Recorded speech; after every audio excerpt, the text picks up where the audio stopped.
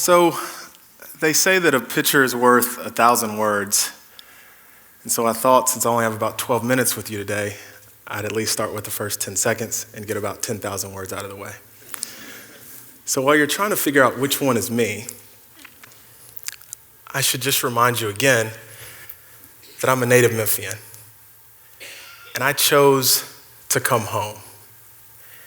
And when I chose to come home, I learned something startling about my hometown. I learned that since 2000, the year that I graduated from college, Memphis's population was on a steady decline. Yet, by 2050, 70% of the world's population will be living in cities. So why is this important? Well, according to world-renowned urbanist Richard Florida, cities are the key economic and social organizing unit of our time, bringing together people, jobs, and all of the necessary inputs for economic growth. So the question is not, will Memphis be a city in the future, but it's who will want to live in it. So I guess I should pause here and say that for those of you that are attending because you thought this was going to be a complicated talk about a mathematical equation, let me apologize. I'm a government major from a liberal arts college with an MBA in marketing, so that's completely made up. But what could be true, and I want you guys to think about this, is that X could equal the people of Memphis. But I'll come back to that later on in the talk. The reason why I'm here, though, is to talk about the future of Memphis, the next Memphis. So close your eyes for a moment and imagine with me the Memphis of the future. Go ahead, close them. For those of you already asleep, that's fine. Close them. Every zip code that we fly over is socioeconomically and racially diverse. The streets and sidewalks are immaculately clean, replete with bike lanes and perfectly manicured greenery. And our schools will have fewer than we have today, but most of them are in the top 25% of the state. And every single one of our elementary schools is a math and science academy. And those old school buildings, some of them are community innovation centers, some of them are fresh food markets, and some of them are even business co-work spaces for the community. We have a light rail system that connects Fraser to downtown and downtown to Binghamton and Binghamton to East Memphis. And in record year-over-year numbers, tourists are still visiting our iconic Beale Street, Graceland, and the National Civil Rights Museum. Soulsville, Stax, and Sun Studios are the home of music prodigies in R&B, soul, and even a genre of music that has not even been created. And poverty has been cut in half. Cut in half.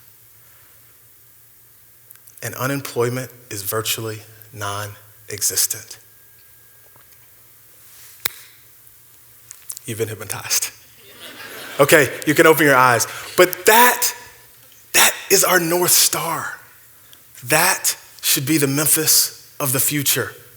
And I just want to talk to you today about 3 or 4 ways that I think we can get there. So first, we've got community assets that we need to be building around with a sense of adaptive creativity and innovation. We've got wonderful things, defining elements in our community. The riverfront, Shelby Farms Park, home affordability. We should be building around these assets. We also have cultural tourism as well. And we've got great examples of building around or building in our current environment, because we shouldn't always think about outside of the box or building new boxes, but let's think inside the box and above the box. The Tennessee Brewery, for example, soon to be a residential apartment complex. The Hotel Chiska, It was a place where Elvis Presley broadcast his first record.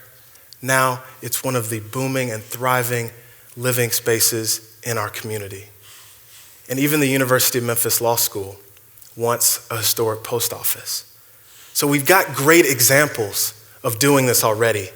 We just need to do more, because when we do, we'll keep an eye toward our heritage, but we'll also be looking toward the future, and we'll create a cool that both the young and old alike will enjoy. The second area, empowering our young talent. So we've got to continue to do a better job of bringing and attracting young, talented professionals to Memphis, to our urban fabric, and weaving them in. And we should be recruiting our homegrown talent as we identify them in high school, and recruiting them back home in high school, even though they haven't left yet. And it's okay to ship them away, but we shouldn't ship them away never to be seen again. But we should be encouraging them to come back, take their learnings, take their knowledge, and apply that in our community. Because the odds are the next FedEx, the next AutoZone, the next Holiday Inn, it will probably come from our sons and daughters and their hearts and minds. And the age demographic that I'm thinking about are those folks that are born after 1980, and let's call it 1978 so your present company can be included. But we've got, and we know that there's certain things that this generation enjoys. Walkability, transit connections, a place to just enjoy and hang out with friends, cool stuff, hangouts. And Memphis has that environment already. So the question is not how do we bring it, it's how do we make sure that we're preparing it for the next generation. And yes, it's one thing to attract this talent, but we also need to make sure that we are empowering the talent. And I think there are three simple ways. First, we've got to make sure that we're promoting not on tenure, but on that talent. It's okay to have a 25-year-old vice president. Number two, we should be electing the competent and not the known names. And number three, we've got to make sure that we let the kids at the kids' table make decisions. And I want to remind you guys, Thomas Jefferson was 33 when he was the father of the Declaration of Independence. Martin Luther King was in his late 20s when he led the civil rights movement. And John F. Kennedy was 43 when he was elected president of the United States of America. So look, change is not led by old folk. It's going to come. And we just have to be prepared for what this generation will bring. The third point, we need to be building our core city for an intentional sense of equality. So what do I mean? Look, our core city has got to be for everyone. So when we think about developments, we think about attractions and venues, we've got to make sure that we're doing so with a mind toward who's developing them, who's going to have access to them, and who's going to actually use them. And I'm not suggesting that we build with an intentional eye for diversity, but what I'm suggesting is that if we have multiple voices at the table, we have authentic engagement processes, I think we'll have an inherent diversity with the projects that we bring to our core. So those are the core three elements, but I think this is the secret sauce. This is the magic. Now, we all know that a bad attitude is contagious. That's me on the left, and my best friend on the right. But we've got to somehow reverse this negativity that we have in our community. And when I think about this, I'm torn because I think about my grandmother. And I think about the conversations that I had with her in rural Mississippi, walking through her garden, talking with her about what I wanted to do and what I wanted to be and the future that she had in her mind for me. And she had a sense of optimism, but there was also a skepticism in the way she would talk about the future. And what I'm really getting at here is that, look, my grandmother was only a generation removed from the institution of slavery and segregation, and it's real. And I believe that that segregation and that slavery and that institution is still in our fabric. It's only a handful of generations away. And you know what? The reality is it's probably going to take another half a generation for us to completely cleanse ourselves of that. But that's the long view, so it's going to take time. But there are some things that we can do now. One, I think it starts with the media. At 6 a.m., 7 a.m., 8 a.m., 9 a.m., 10 a.m., lead with a good story. 5 p.m., 6 p.m., 7 p.m., we've got to start with positivity. Number 2, we need to start stretching the good that we have. Memphis isn't so bad. And let's make us believe that that good is good until it's great. And when it's great, let's stretch it and make it amazing. But we've got to boast a little bit because I really do think that we can get there. So if we do these 3 things, I think we'll be on our way to creating the future. And along the way, we'll be improving education delivery, we'll be creating diverse job opportunities, we'll be eradicating poverty, and we'll be positioning families for generational wealth creation.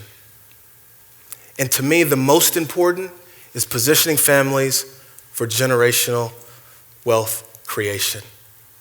Look, I know I look caramel, but this is a chocolate city. And we've got to make sure that we can empower our majority population, the black population, and make them have a greater sense of ownership as we build for the future. And note 2 curious omissions. First, money. This is about mindset. The money shouldn't drive the strategy for us to get here. We'll need it, but right now we need to focus on mentality. And here's the second. I didn't give a prescription for education. You know why? Our children aren't the problem. They can do it. And we've got the systems in place now to be successful. It starts with the adults. And we've got to give them a clearer vision for the future because I know that they will deliver. So we do all of this, and some of you are looking at me like, boy, you're idealistic. Yeah, that sounds great.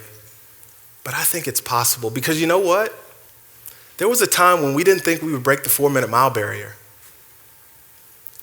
And you know my grandmother that I showed you guys a picture of? She didn't think she'd see a black president. She did. We can do it. We can do it. So let me leave you with this. We have the Memphis Grizzlies, but so do 29 other cities have an NBA franchise. We've got a riverfront, but there are probably a handful of other cities that could say what? They've got a riverfront too. We've got an amazing museum culture, but there are the Smithsonian and other places across the country that could probably say the same thing. And we actually are the cradle of music, multiple genres, but I know for a fact that other cities boastfully make that same claim. So how is Memphis any different? What's different about us? Remember the made-up formula? I think it's the X. The X is this little guy. It's our future. It's their positive mentality. It's their attitude. And I believe that together, if we can change mentality, we can work on those 3 things that I talked about, we can get there. We will have the urban landscape of the future that people will want to live in. It is possible. Thank you.